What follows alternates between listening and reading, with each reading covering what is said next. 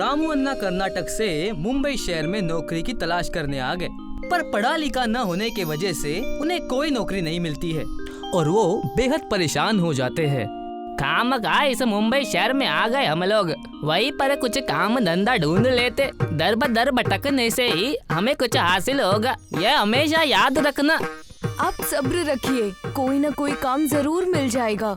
कौन सा काम मिलेगा मुझ जैसे अनपढ़ को? ये शहर पढ़े लिखे लोगों का जी, या हम जैसे अनपढ़ जाहिलों के लिए कोई काम नहीं है। मुझे बड़ी बेचैनी हो रही जी, कुछ समझ नहीं आ रहा कि क्या करूं क्या ना करूं। अगर ऐसा ही चलता रहा तो हमें दोबारा गांव जाना पड़ेगा। अगर कोई नौकरी नहीं मिलेगी तो हम लोग अपना ही कोई काम शुरू कर देंगे। पर हम लोग क्या शुरू करेंगे? हमारे पास इतने पैसे भी नहीं है कि खुद का कोई धंधा डाल सके। तुम्हारे गहने बेचकर ही तो हम यहाँ पर आए हैं। काश मेरे भी बाप दादा के पास अच्छी खासी जमीन जायदाद होती। हे मालिक, ये कैसा इम्तिहान ले रहे हो? हम लोग एक ठेला लगाकर डोसा बेचने का काम शुरू कर सकते हैं। इसमें ज्यादा पैसों की भी जरूरत नहीं है। हाँ, ये सही कहा तुमने। इस काम में ना पैसे की जरूरत जी और ना ही पढ़ा लिखा होने की। चलो आज से ही शुरू करते हैं। जल्दी से श्री गणेश करके अपने धंधे को हम आगे ले जाते हैं जी। रामू अन्ना और उनकी बीवी सुनीता बाजार के एक कोने पर एक ठेला लगाते हैं और डोसा बेचना शुरू कर देते हैं। आ जाओ भाइयों, गर्मा गर्म डोसा खाओ। सुनीता की आवाज सुनकर कुछ ग्राहक उनके ठेले पर आते हैं और डोसा बनाने के लिए कहते हैं। नया ठेला लगाया है क्या आपने? हाँ हाँ, आज ही लगाया है। कैसे दिया एक डोसा? आज पहला दिन है ना, इसलिए आज हम किसी से पैसे नहीं लेंगे। बस आप डोसा खाइए और बताइए कि कैसा बना है। रामू अन्ना ग्राहक को डोसा बना कर देते हैं और ग्राहक भी बड़े चाव से उसे खाते हैं और उन सबको डोसा बेहद पसंद आता है। आपका बनाया हुआ डोसा तो बेहद लाजवाब है। आपको तो किसी बड़े होटल में होना चाहिए था। जी नहीं जी, मेरे लिए ठेला काफी है। अगर आपको ये डोसा अच्छा लगा तो हमेशा मेरे इधर आकर ही डोसा खाइए जी। आप भी खाइए और अपने बच्चे को भी खिलाइए जी। हमारे हाथ का डोसा कोई एक बार जो खा लेता ना जी, वो हमेशा ही मुस्कुराता है जी। हाँ हाँ, मैं तो आऊंगी ही और साथ में अपने दोस्तों को भी लेकर आऊंगी। वो भी आपके डोसों का मजा चखेंगे।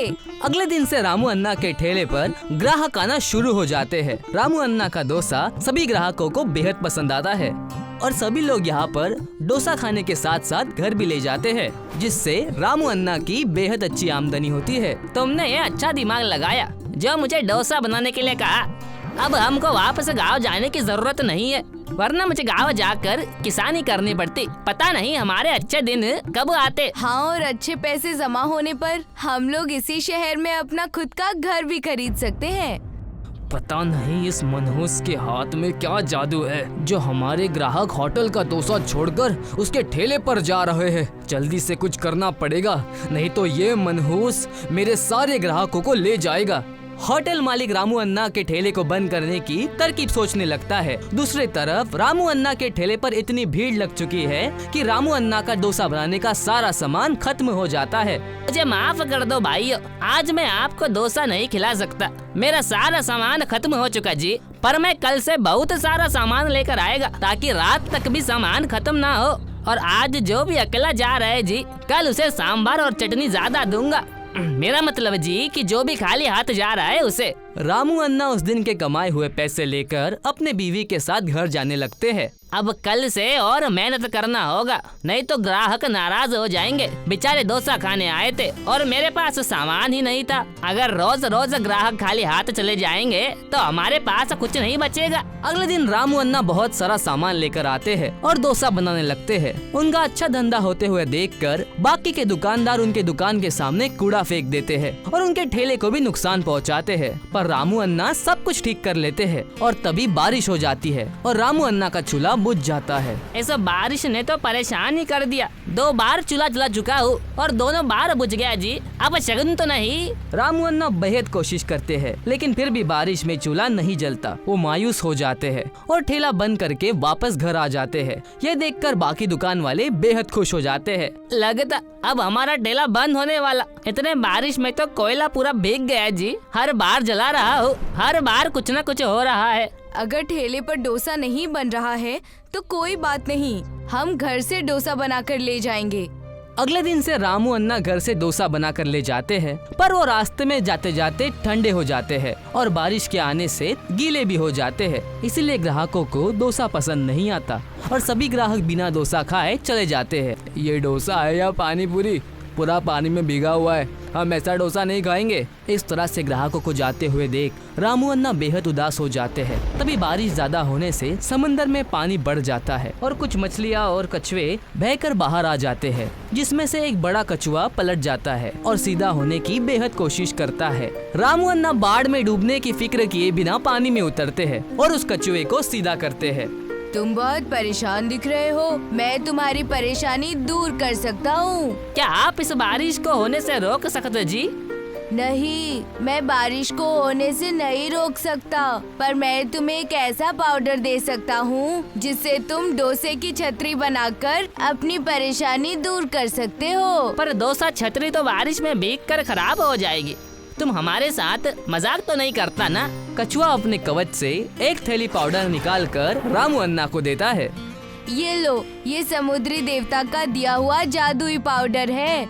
जिस तरह से मेरा कवच इस पाउडर से कठोर हो जाता है, तुम्हारा डोसा वैसे ही कठोर और स्वादिष्ट हो जाएगा। रामू अन्ना कछुए से पाउडर की थैली ले लेते हैं और घर जाकर डोसा बनाते हैं और डोसे के ऊपर वो पाउडर छिड़क देते हैं, जिससे डोसा बेहद कड़क हो जाता है।